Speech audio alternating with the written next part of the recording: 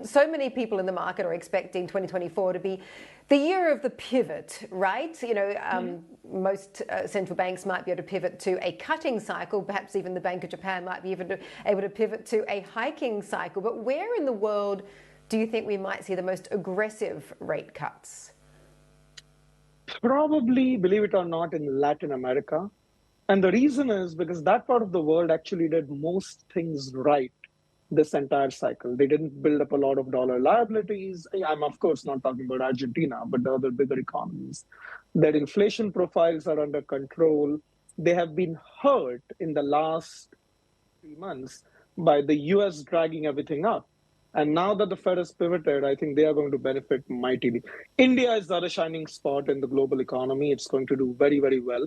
But I don't think that's because the Reserve Bank of India cuts more aggressively. It just is in a macro sweet spot right now.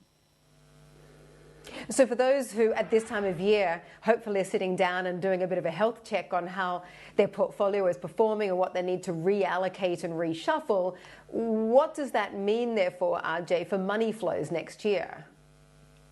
I think you are finally going to start to get money flowing into emerging market equities. They've had a terrible, terrible year, relative to how the United States has done.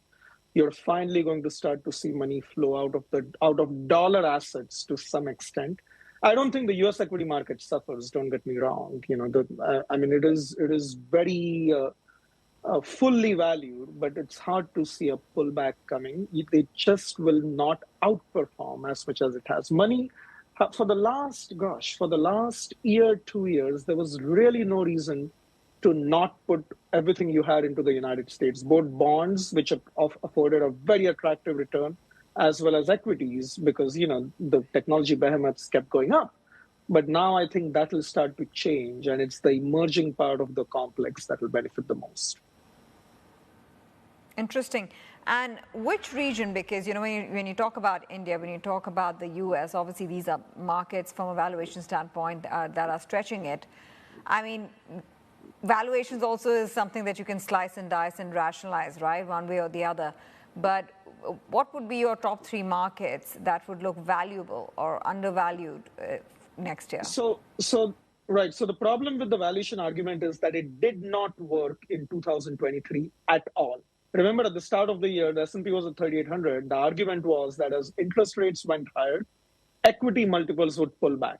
And not only did equity multiples in the United States not pull back, they actually expanded because the market said valuation, and it looked straight through that into saying, look, we are looking at earnings. Earnings are not pulling back, and we are fine paying more for the same set of cash flows.